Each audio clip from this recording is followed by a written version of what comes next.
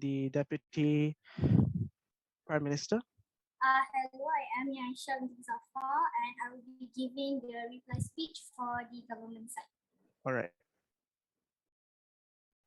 The Deputy Leader of Opposition.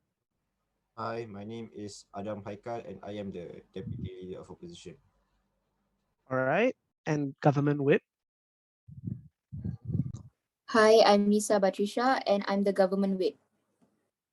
All right. And the Opposition Whip.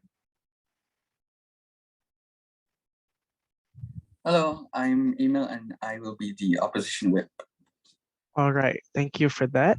I just want to double check with our adjudicator. If there is no further problems, I can start this debate. Is it okay if you write down the speaker roles and PM me the speaking order? Sure. Give me a second, yeah? Thank you so much.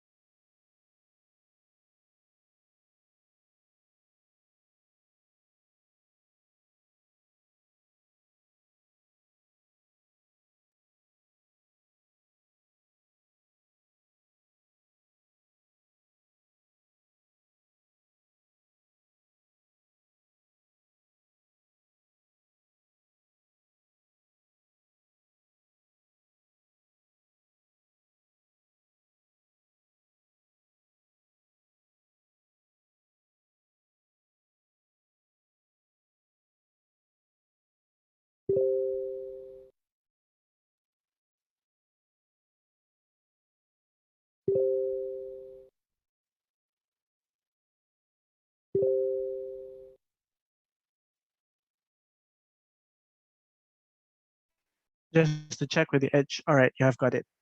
All right. All right. So, hello everyone, and welcome to the 10th Muslim International School Debating Championship 2021. My name is Carla Sebastian John, and I will be your speaker for this round as well as the timekeeper. On the government side, we have STFB, and on the opposition side, we have SDAR. Judging today will be Mr. Taki. Before we start, I would like to remind all spectators or audience to remain silent and kindly change your Zoom name into spectator for us to distinguish between debaters, adjudicator, and others in this room. Now, as you all know, each speaker will speak for 7 minutes only.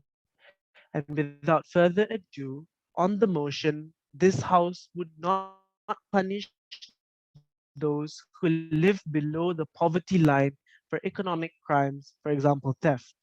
I call upon the first substantive speaker. Am I audible to everyone? Okay. I'll be starting my speech in 3, 2, 1.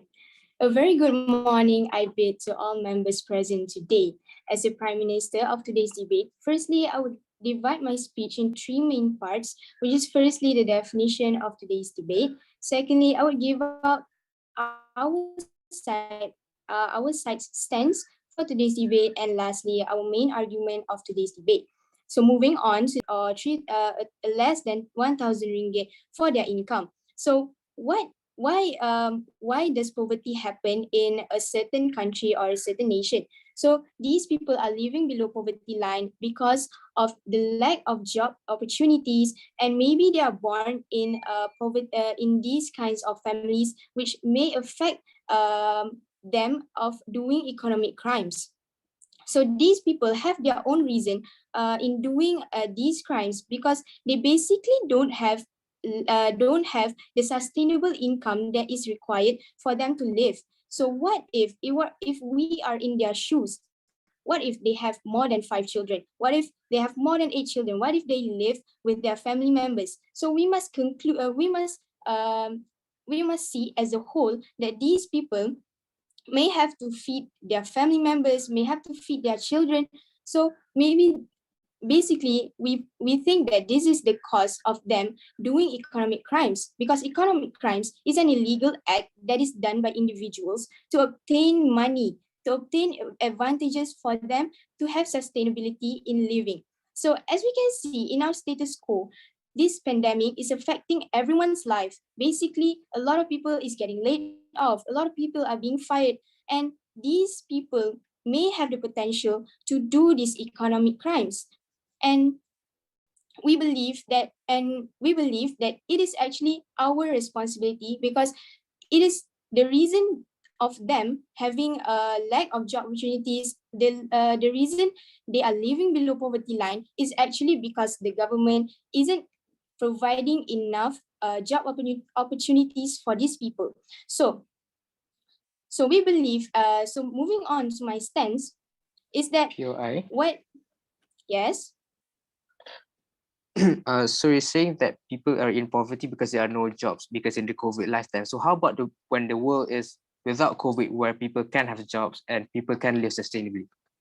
Yeah, looking as a whole, even in COVID, even in this pandemic situation, a lot of people have no jobs. But if we look before this pandemic happened, there are still people without jobs. So we believe that it is the government's responsibilities for us to actually provide more jobs and not punish these people, because it is basically our fault that these people are living below poverty line. And that is why on government side, we are trying to help these people and prevent economic crimes, because the real reason why these people who live below poverty line is doing economic crimes are because they have no job, they have no income. So we are being responsible. And we are also killing two birds with one stone, which is firstly helping these people and also prevent economic crimes from happening.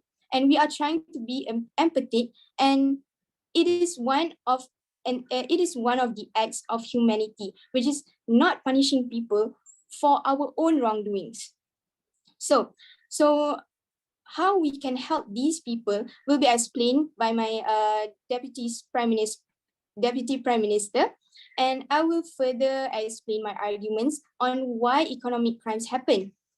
So basically, economic crimes actually happen when a certain individual or a certain member of a family have been facing financial crisis. So they have to feed their family members, and they have to be responsible and for their families. And on our side, as the government, why must we be responsible over these people who did economic crimes?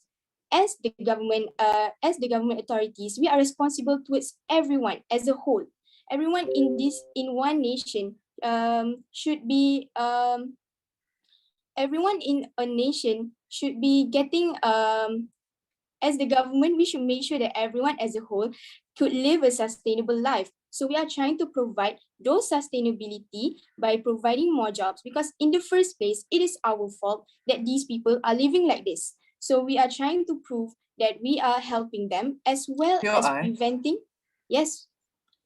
Could you further explain as to how your side will be able to provide more job opportunities to these yes, people? That will be further explained by my deputy prime minister, as I was saying a few minutes ago. So I beg you to actually listen properly to my speech. Okay, so moving on, on side government, as you can see, we are not punishing these people just because the crimes they did was actually our fault. So what we are trying to do is we are being responsible to these people, because the crimes they did was mainly our own fault, and we are trying to prevent. We are trying to make this problem not happen again, and that the lack of job opportunities can be prevented, as well as the problem of economic crimes can be reduced as well. So if you think that our main goal is to prevent two things, prevent economic crisis and also help the people, and if you think we are actually trying to be empathic to others, please go with side government. Thank you. Thank you to the Prime Minister for giving her speech. The Prime Minister spoke for 6 minutes and 33 seconds. I will give our edge some time to gather his thoughts first.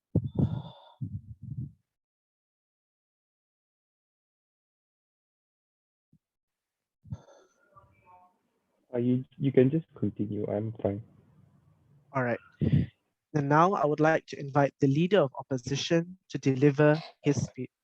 Here. Hello, am I audible? Can you see me? Yes. All right, cool. Okay, give me some time. All right. I will start my speech in 3, 2, 1. Now, in today's debate, there's a lot of things that need to be said on the side opposition because the case given on the side government is so flawed to the point where it can attack in so many directions. Now, here's a few things that said on the side government that in which needs to be rebutted. Number one is that when they stated that it is a government fault that these people who are living under poverty are poor, and it's the government fault that they are doing crimes, therefore they are taking responsibility. A few things to be questioned is that what are the responsibility of government to let these people go with the crimes? You say that, oh, it's our responsibility, but then you just let them do the crime. You're not taking any responsibility at all as a government itself, and they didn't give any clarification on that. Number one. And number two, well, yes, they are poor, but then you are only taking the easy way out to help these people because you say, oh, we are helping them, so we let them do crime. There's no clarification to on their side why we should let these people do crime other than saying, oh, it's our fault. There's no other further train of thoughts of why it is okay for us to let them commit crime and go away with it. That's number one.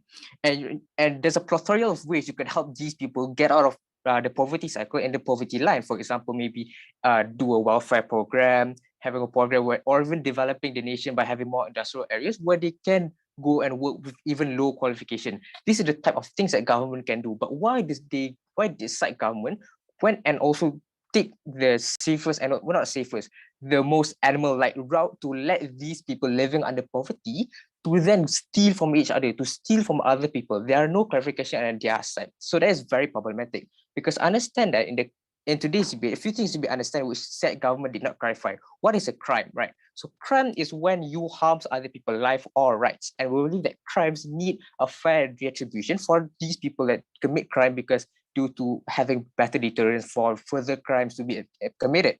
And crime are under law. Why did law exist in the first place?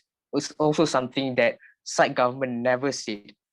Law exists in order for us to protect somebody's right when it is violated. Understand that under side government, when a person's right is being violated, for example, when they are being stolen from these people living under poverty, there's no way for them to protect their rights because the government themselves are letting people to take away their rights. These people under poverty. It's unfair for us to give a special privilege to these people to commit crime only because they are in a worse economical background. We believe that this is very unfair, and we believe that understand that rights can only be taken from a person if they harm another person's rights or take another person's rights.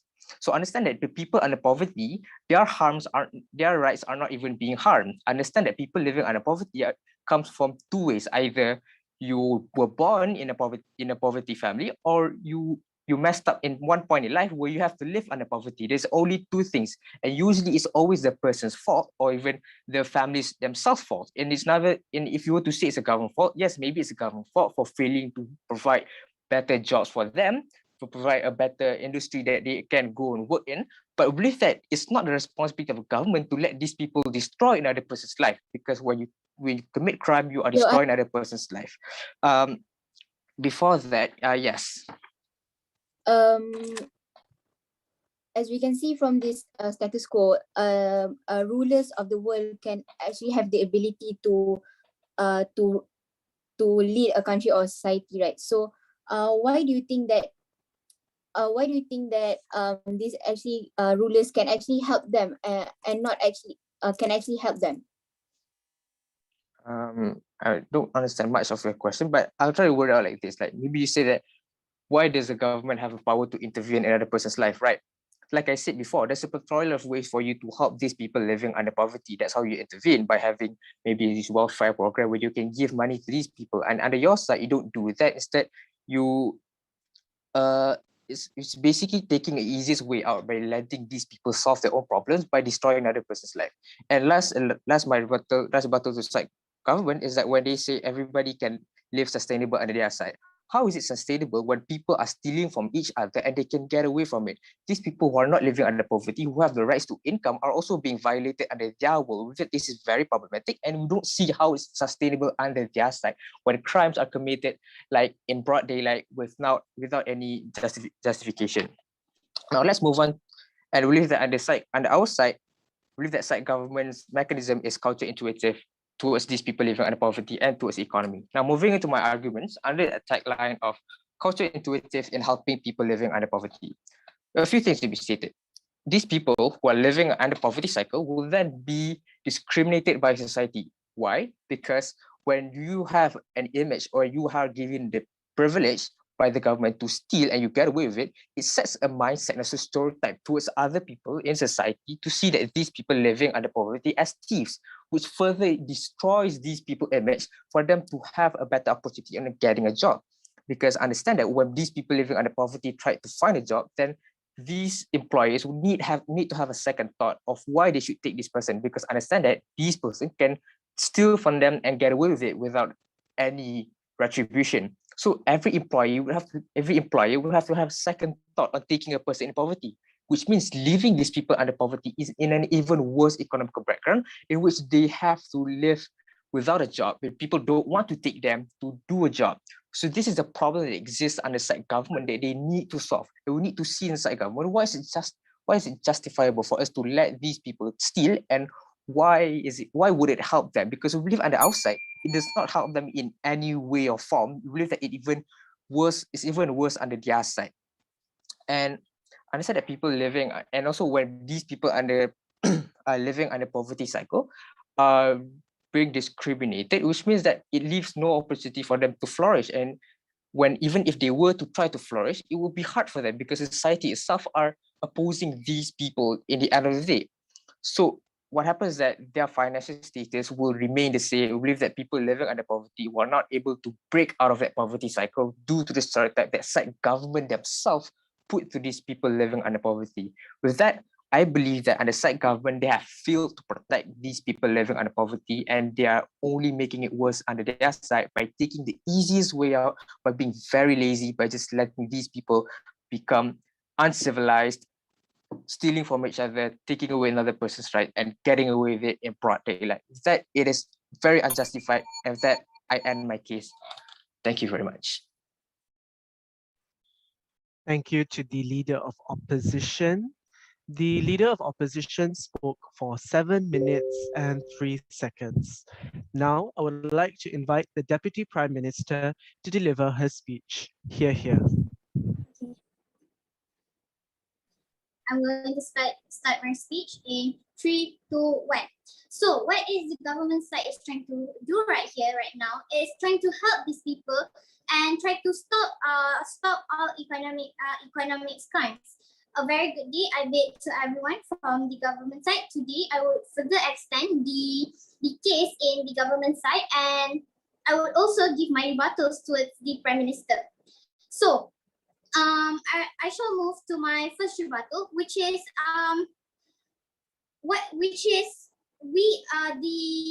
the opposition side is trying to say that we don't see the point that they are stealing. But as my Prime Minister already said, that the point of they are stealing is because they don't have any more choice. It's their last resort of action that is to be taken for them to be stable, which is economic crime. Yes, we in the government side do not agree with this economic crime, but you need to see what these economic crimes are. These economic crimes are, they are stealing. They're not stealing jewelry for their usage to gain money. They're stealing groceries. They're stealing food. They're stealing their basic needs of life. The opposition side is trying to help. The opposition side is wanting to help them. So why not you open your eyes and see what are they actually doing? What are they actually trying to do? They are actually trying to do themselves.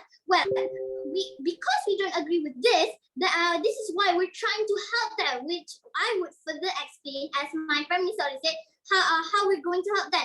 I would further explain that in my arguments. So they're trying to say that crime is also a law. Yes, crime is law. Then you're also trying to put it this way, that if because why they are not economically stable is because we put the stakes too high. We are not trying to help them, so we are also a part of that crime. So you're trying to say that we as the helpers we want to help them. We also are doing a crime. No, that is why the government side is trying to help them. So now I would like to move on to my arguments. So my arguments, as my Prime Minister already said, that how we could help them. So how we can help them is by giving them job opportunities. That is kind of the long run, the long-term solution for the government side. We're giving them job opportunities. Okay, so in a situation, for example, right now, in our COVID state, well, many people is being laid off in normal jobs, such as hotel employee. POI. Yes. Wait a minute. I'll get back to you later. Okay. So hotel employees are being laid off. So we're actually essentially trying to help them in another way. Well, the healthcare in this country, in generally in global, is rising because we need help to give vaccination, to provide vaccination, to help with all the death. So this is the job opportunities that will be given to them that is economically unstable. Before I continue, yes, sir, what is your POI? May I ask, is the objective of the government side to actually justify as to why they shouldn't be punished, or is it to provide solutions as to help them? Thank you, sir, for the great POI. Okay, well, as I already said, as my Prime Minister already said, we have told you that we don't want to punish them, but we don't want to punish them, but we want them to stop the crime itself. So how we're going to do this is by helping them. Please understand what we're trying to do here. It's benefit for the both sides. Okay, so as I already said, the job opportunities is for the long term, so that they would be economically stable. So what is the short term for a while for them to be economically stable in the situation? So we could help them by funding them. We as the middle class or even the first class people could help them fund. We could fund some money and help them. Okay, so if we give their parents jobs, okay, so we give them their parents jobs. So how the children going to like survive in such an economic crisis? So we're going to provide them with their necessity needs. For example, we're doing online class right now, so probably we use that funding money to probably provide gadgets so that they could have their education. They would have education. They could learn. So that is for the short term. So that is for the short term. Okay. So right now, for give fundings or make some fundings to help these people, already being done. For example, there's an activist. There is already funding that is held by Malaysian celebrity. The name of the funding is Because We Care. So they are already finished. Their funding as of yesterday. No, sorry, sir. So they already finished their they are finished, and it is actually working. The activity is working. So they are trying to do a second phase. So that is about my first argument. And now I would like to move on to my second argument. What it is essentially helping. So what if we help them? What is essentially give back to us? Obviously, in this situation, we want something back for ourselves. First, it would full the job market. So we don't need to search anyone if we already help with all these people. So it's also helping the economic. So it obviously would stop all the economic crime. So we don't have this such problem. Well, as I already said, economic crime such as theft, it's the last course of action they have. So that's why they do this economic crime. So it's the effect is that it's essentially stop this economic crime, and they do not. Secondly, they do not live in poverty, and that is what the end goal or the goal of the government side is trying to do here. So what I've been talking is that firstly, we understand the problem. What is the problems? And we help them, and it's actually giving us the benefits to us. So if you agree with what I've been saying for the past 7 minutes, please go with side government. Thank you. Thank you to the Deputy Prime Minister for giving her speech. The Deputy Prime Minister also spoke for 7 minutes and 3 seconds. Now, I would like to call upon the Deputy Leader of Opposition to deliver his speech. Hear, hear.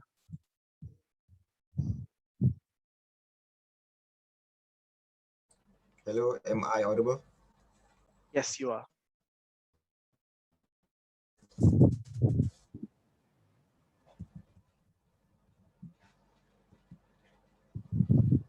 I think the problem coming from government side, from the very get-go, is that they fail to understand the principle of the, or they fail to empathize with the lives of the people who are on the ground. The problem here is that they fail to really characterize what stealing means. Stealing doesn't mean taking the, like, systematically speaking, taking money from from people who are wealthy and giving them to the poor. That is taxes, that is welfare support. What we are talking about here, and what the motion wants, is a justification on economical crimes such as theft, such as robbing a bank, such as violating other people's rights. What we expected to hear from government side was a justification of all these actions and how they provide, and most importantly, how they're able to provide a policy that is able to systematically allow people to steal other people's rights, regulating it. And we have heard none of that from the previous speeches. So what have you heard from the previous speeches from government's world? I'm going to dive right into the rebuttals here. Firstly, you talked about people steal because it is the very last resort, like taking them at their best and assuming that they do understand what the motion wants, right? We tell you that, first of all, the by principle, right? They want to argue so much about principle. Understand that stealing in the very first place, the reason it's illegalized is precisely because it constitutes the violation of other people's rights. When you steal for example, when you steal someone's right, when you steal someone's money, sure, you get that right, but you also take away other people's right to own that money in the first place. Hard-earned right that they have already worked for in a capitalist society. We heard no justification on that basis. Secondly, is that sure, stealing is a last resort, but there are like other systematic counter policies that you can also implement, such as, like in this case, in a capitalist system, obtaining taxes from rich or wealthy individuals through income or so on and so forth, and taking that tax money and putting it for welfare support in order to help people who are under the poverty cycle. We tell you that this is much more systematic and it's better trade-off at the very end of the day. Second level of rebuttal, they talked about how they want to help these people who are poor. They want to help these people who are poor, and in like somehow it's a way for the government to make up for their mistakes. But understand that government's policy is that they're lazy, and by allowing people to steal from each other, it's just a form of disguised communism among very struggling and vulnerable societies and communities that aren't able to fend for themselves. No, thank you. Third level is they talk about how it will give more job opportunities. We see absolutely no reason to believe that how this argument is feasible, right? Why? Because I understand that stealing, okay, first of all, stealing is not a job. Right. Second of all, in order for them to get a job, as was stated by our leader of opposition preemptively, is that when you steal from other people, you further feel social discrimination at the very end of the day, and therefore it will not help these people who are poor in order to get jobs in capitalist societies at the very end of the day. What it does is that it fuels discrimination among those people at the very end of the day. And like the biggest point coming from government's policy is how they want to talk about, it's COVID-19, right? So fine, let's take them at the very best metric and talk about COVID-19. Inside, like first of all, there's not much difference between society that is struggling with COVID and society that is not struggling with COVID. The premises are basically the same. However, in society where there is COVID-19, what happens is people from rural areas or people who are under the poverty cycle, who are the most vulnerable and risk and are most exposed to the COVID situation, what happens is that they will go to other people's houses and stealing their stuff, and therefore not only are they only stealing from other people, but also endangering their lives, because like they're going around stealing other people's house. We don't see how that's something that government has regulated, and they provide no policy in order to prevent that. Moving on, I'm going to move on.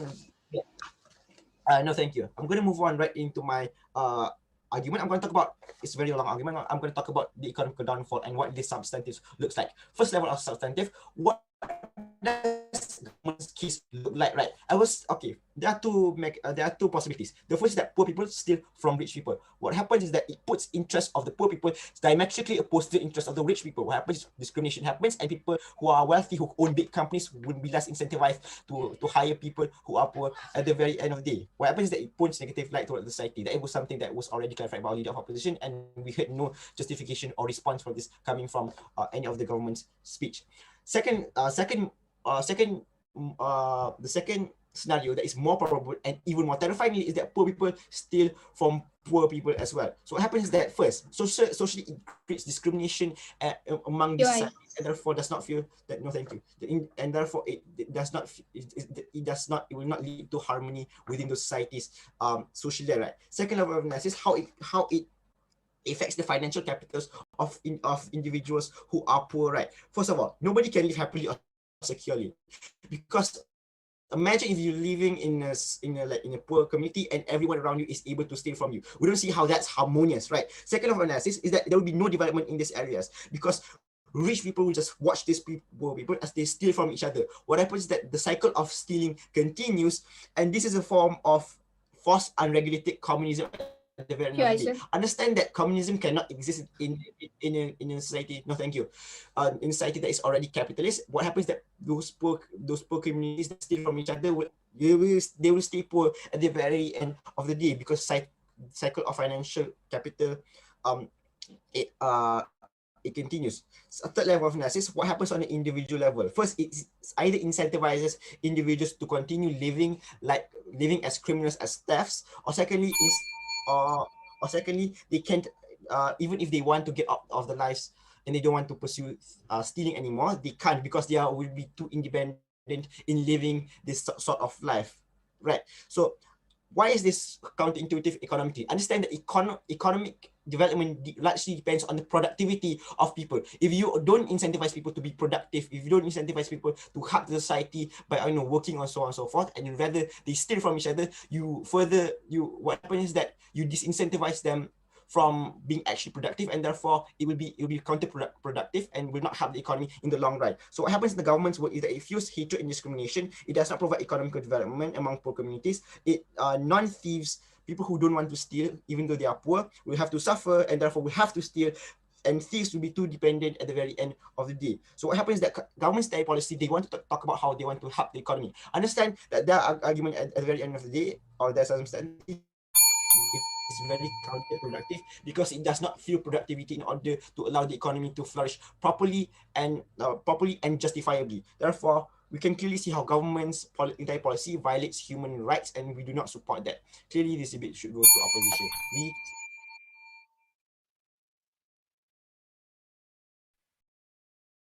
Thank you to the Deputy Leader of Opposition for giving the speech. The Deputy Leader of Opposition spoke for 7 minutes and 19 seconds. Now, I would like to invite the Government Whip to deliver her speech. Here. Right. Under side government, we think the opposition fails to understand how these people who live below the poverty line commit these crimes in the first place. So first of all, I would like to bid a very good morning to everyone present in this meeting today. As the government whip, I will be clarifying back our team's stance and our goal for today's debate. And I will be pointing out clashes coming from both sides, and which world and compare which world is much more better to win in this debate. So first of all, we think that how the opposition side is clarifying the motion today is very irrelevant because firstly, they don't understand in depth how these people living below the poverty line and why they commit these crimes in the first place. Firstly, we understand how they are the ones who is not sustainably and financially stable, right? So they do these such things, they do these such crimes in order to sustain themselves or their family and as their personal resources in order because they are desperate to live their life. So first of all, let me emphasize back on how would they end up there in the first place. So there might be two scenarios which they might be born in a family like that, or they have an unlucky way of life, unlucky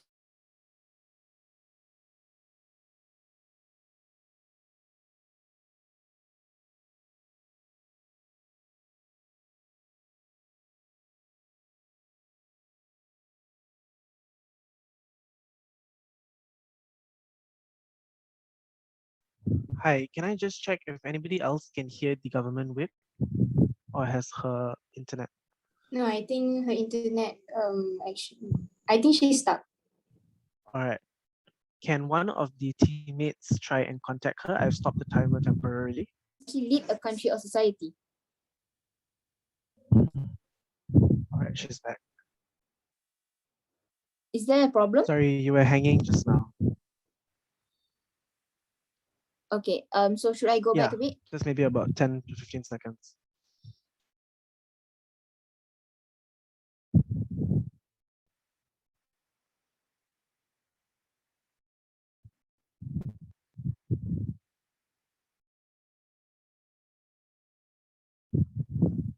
I think she's stuck again.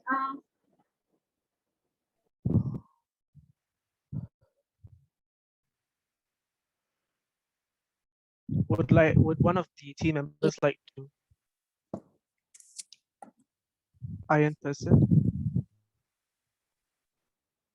Sorry, Nisa, are you okay? Yeah. Right, okay, you can continue. Okay. Were you hearing back when I was saying? No, not really. Okay. Okay. Can you hear me now? Okay. Sorry. Okay. As I was saying, how would they end up there in the first place? Below the poverty line in the first place, right? Firstly, because of how they were born that way in a poor family, or even if they have an unlucky way of life.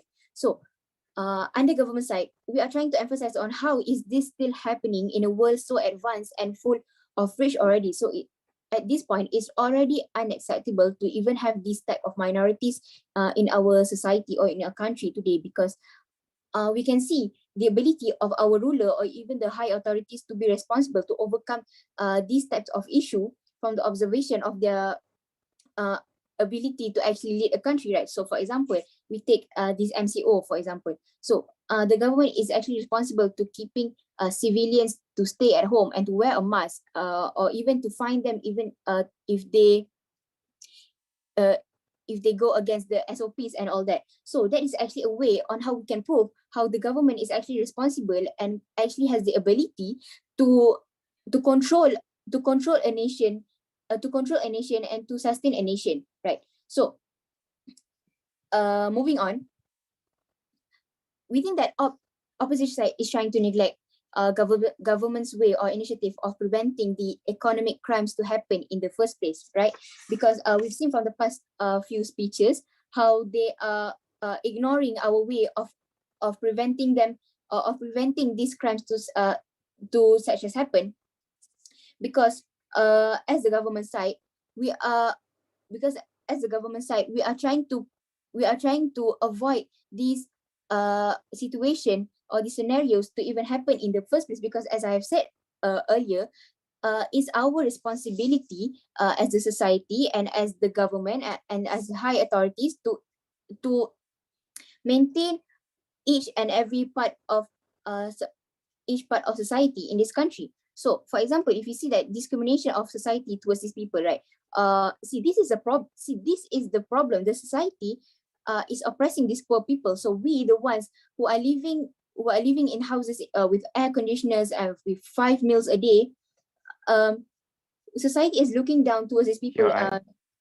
For even, I'm sorry, I will not accept the POI for now, because we are responsible for their state of condition, because we are responsible for their state of condition because of how actually we have the ability to overcome this issue in the first place, right? So, for example, and moving on, let us take an example, right? Like period poverty. Period poverty happens when poor people can't afford to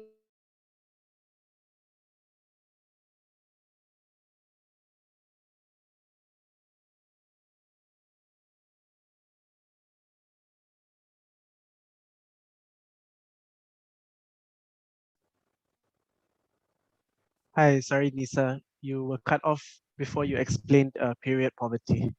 Okay. Okay, let me go again. Okay.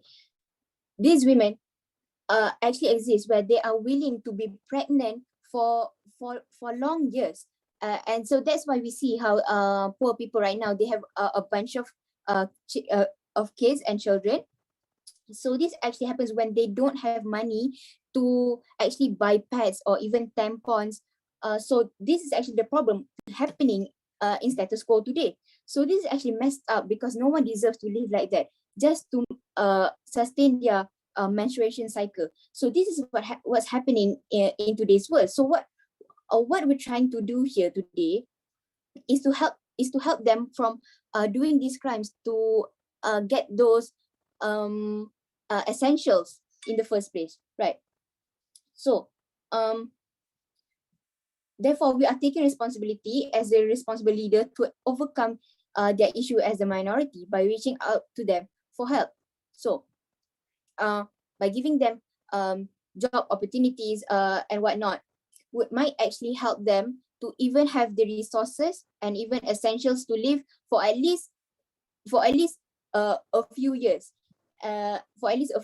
So therefore this will actually help to encounter a bad look or a bad image of a country, because at the same time we are preventing these crimes to happen, as well as avoiding poverty to even occur much more harder. So what I have been trying to clarify in this past few minutes is how the opposition side is trying to neglecting our way of understanding the motion much deeper, and therefore the side government is trying to come up with ways to help overcome this issue in both worlds, where it's much more beneficial rather than the opposition side. And therefore I would end my speech. Thank you. Thank you to the government whip for giving her speech. The government whip spoke for 6 minutes and 49 seconds. Now I would like to invite the opposition whip to deliver his speech. Here.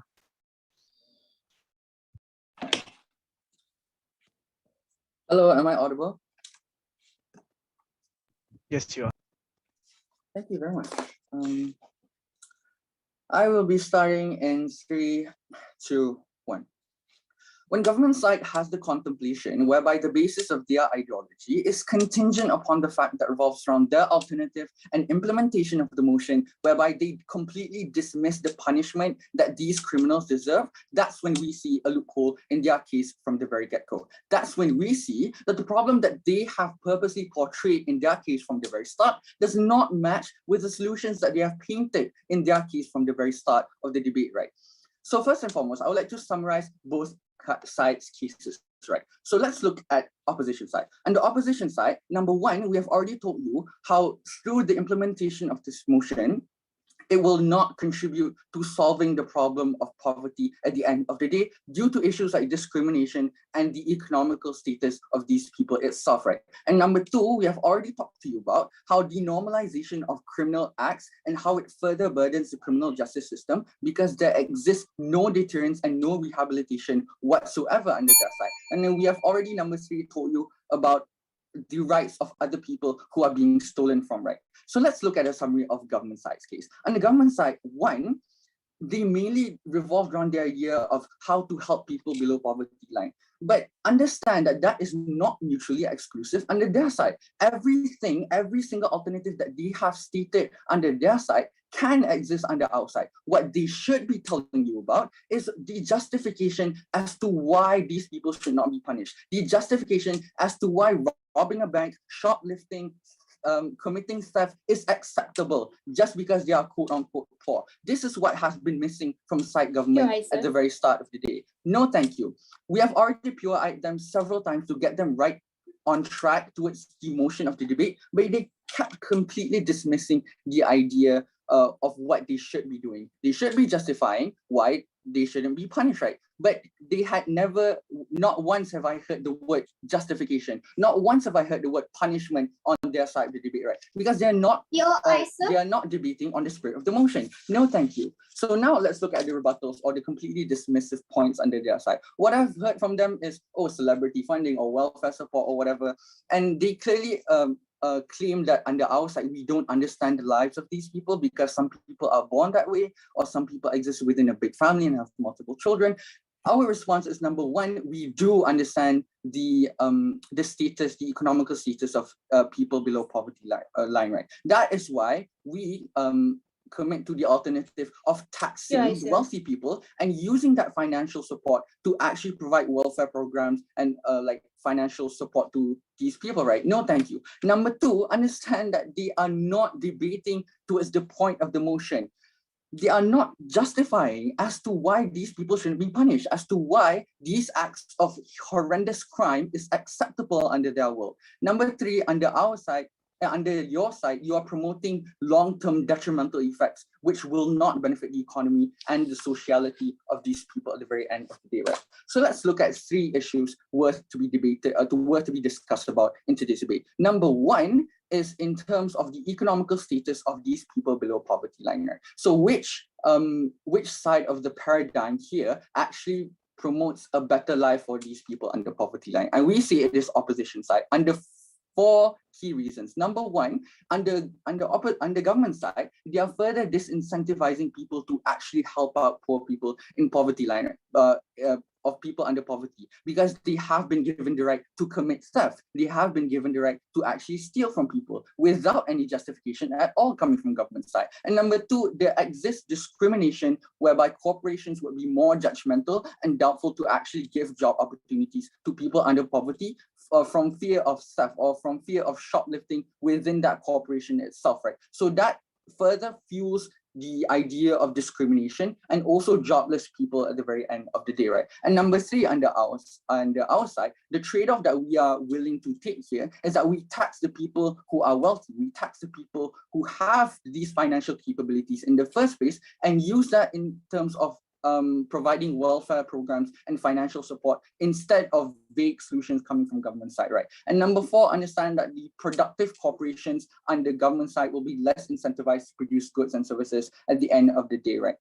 So let's look at issue number two in terms of the rate of crimes and the existence of abundance of criminal acts within the nation under government side, right? So under number one, under government side, they not only have no deterrence whatsoever to these criminal acts, but they have no rehabilitation as well, because under their side, let's say if I'm a poor person and I steal from someone, and what I get is, oh, here, welfare support, oh, here, financial support, without actually preventing me from further committing future crimes, right? So that is what's lacking on the government side. No, thank you. Number two is in terms of the financial status dependent on the rate of crimes, right? Because when someone is given the right to actually steal, or when someone is given the opportunity or the diminishment of punishment to steal from someone, then they are comfortable with doing a crime. They are comfortable to stay that way because they are not punished from stealing from people. So that is what, at the end of the day, further contributes to the increasing number of people under poverty line and increasing number of criminal acts that happen within a nation, right? And number three, understand that government side did not provide any justification to dismiss these acts of criminal acts, which is why it fuels further the the acts of criminal crimes that can happen within their side of the world, right? And number four, understand that we have already justified as to why these people should be punished, because the rights of other people are being stolen from, and also the detrimental harms and effects can be exacerbated under their side of the world, right? So number three, let's look at the principle of everything here. We believe that on the opposition side, we are promoting painting a picture which is much more realistic, and where the long-term harm exists actually exists through the implementation of the motion. Number two, we have already provided the justification and not just the solutions. Meanwhile, on the government side, they have only provided such vague solutions like celebrity funding or other stuff like that, which is not in spirit of the motion anyways. And number three, all of the solutions that are provided by government side is not mutually exclusive to their side only, right? Which is why, under all of these reasons, we believe that opposition side is not only painting a better world for these people, but also painting a much more realistic and much more guaranteed world that is much more applicable at the very end of the day. Thank you. Thank you to the opposition whip. The opposition whip spoke for 7 minutes and 10 seconds. Now, before we move on into the reply speeches, just give me some time to share my screen for the reply timer.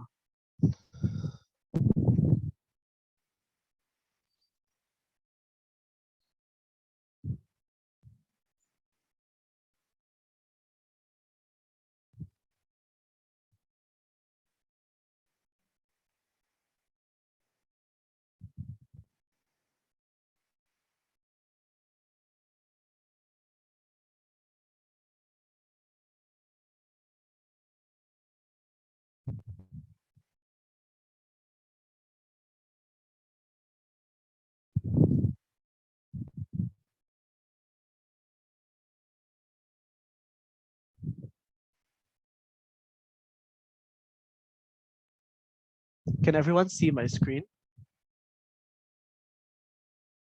Yeah. All right, just give me a second.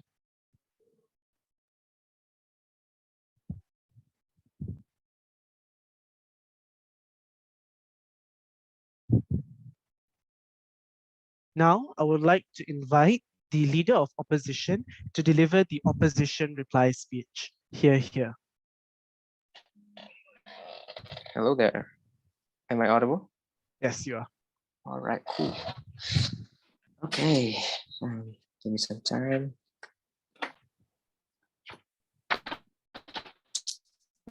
Okay.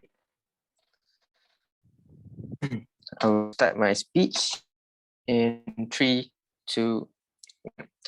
Now, in my reply speech, I'll just do a basic recap of the case under side government and also the case under side opposition. Now, let's look at side opposition, in which our side. So under side opposition, the case under side opposition is that we give you a clearer case where we truly define what is the meaning of crime and why does law exist and what is the importance of law. We tell you that crime is when you harm another person's life or rights, and that criminals needs to have retribution for the crimes committed under law. And law is something that exists to protect somebody else's rights when their rights are being violated. I understand that rights can only be taken from a person if they were to harm or take another person's right. And we tell you in today's debate that under side government, they are being unjust, because understand that these people under poverty, none of their rights are being taken. They are either born poverty or they messed up in life where they have to live in poverty. We believe that is the problem for people under poverty, and believe that no rights were taken. But understand that the victim of those crimes, these theft crime, of this economic crime, their rights are being taken, but they don't have any way or form to protect themselves, to protect their rights when it is being violated. Then that's why on the outside we question, why does the law exist in the first place if you were to let these people slide through and commit crimes in broad daylight? So that is a problem that exists under side government, that they, from the very start of the debate until now, they have failed to show to us the justification to why these people were to justify to steal from these people, other than them saying, oh, it's our responsibility. We believe that is not a good enough justification for them to take to this case, because on the outside we tell you so many different things. Now, a main point of it is that how it is counterintuitive. in two ways. We say it is counterintuitive in helping people under poverty, and we say how it is counterintuitive in helping people economically and socially. Now, how is it counterintuitive in helping people under poverty, right?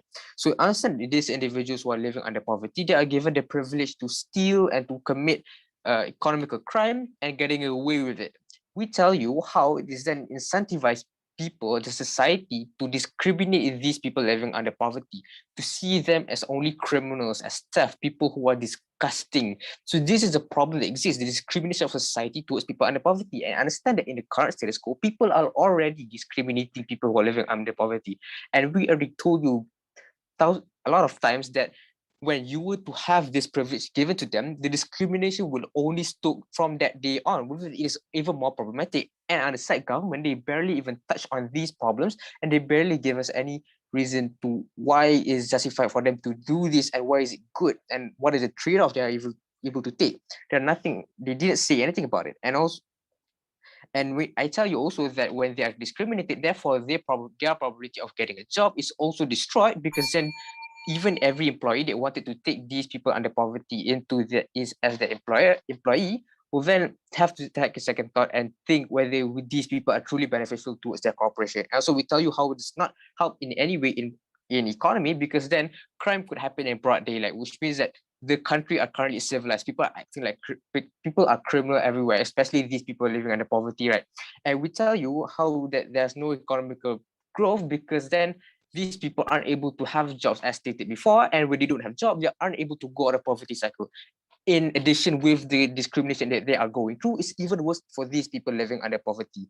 And we believe that under our side, you are able to protect these people when we say that, there's a portrayal of where you can help these people by having welfare support, and we're able to have maybe create more job industries and work industries without having to discriminate these people and to give them this unfair, weird privilege in the first place. Because side government is taking a lazy way out when they say, it's our responsibility, therefore we need to help these people and let them do this crime. What kind of responsibility? No justification were given in the first place, and I believe that on the outside we'll give you a perfect case and also a perfect justification to why this should not happen. With that, I end my case and the side government. Thank you. And the side opposition, sorry. Thank you. Thank you for the reply speech from the opposition. Now, I would like to invite the Deputy Prime Minister, Ms. Mia Aisha, for the government reply. Here. Okay, I'll start my speech in 3, 2, 1. My job today is simple for my reply speech. Today, I'm just going to recap what the government side is trying to prove, and I just re-justify what I and my teammates already said. So, the opposition side is trying to say that we just taking responsibility without taking into account what are they doing, or what is this economic crimes are. Well, you don't realize that I already said in my speech that they don't deserve to be punished as they can't do anything. It's the last course of action that is what they can be taken. Why can't you put into account that is actually what is happening to our country right now?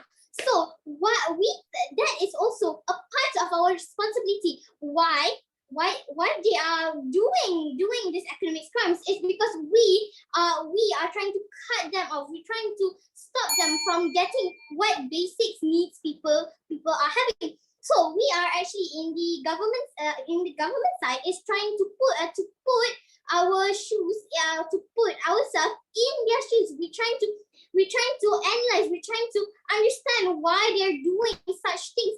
You're just saying that we are not justification. We don't give our justification towards why they are not punishing them. Well, in fact, we put our justification first in our speech. I think you should definitely hear our speech from the start and not in the middle. So, as my Prime Minister already said that why they don't need to be punished. It's actually one of her arguments, and why they don't need to be punished, and and why is it our responsibility, and why is it we need to take actions of them. So I also already said that how we can help them. So you're trying to say that we shouldn't we as the middle class people or the first class people shouldn't help them as it's our hard-earned money. Yes, don't you want to have to make others succeed too? Why are you trying to be selfish? We here in the government side, we believe we want to make our economic better first, and second, we by how we want to make our economic better is it's essentially trying to stop this economic crimes. And how we want to stop this economic crime? By helping them.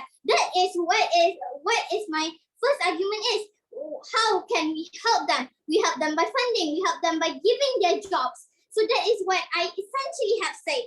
And then my second argument, which is about what are the effects, what are the after effects. Obviously, you don't want to put your as the opposition side already said, we don't want to put our hard-earned money into something so useless, something so unuseful, something is not a part of us. So what of the effects that we can get? We could get better economies. We could stop crime rates. Then when we stop crime rates, what will happen?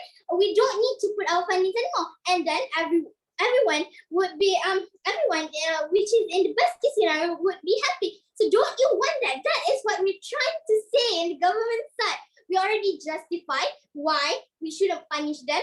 We already justified why we should help them. We already tell you how we can help them and what are the after effects. What it will essentially try to get us back. What we will get back. So that is what the government side has been trying to say all along. So can you please absorb it in your heart and your head? So I think that's all from me, and I would like to end the case from government side. Thank you.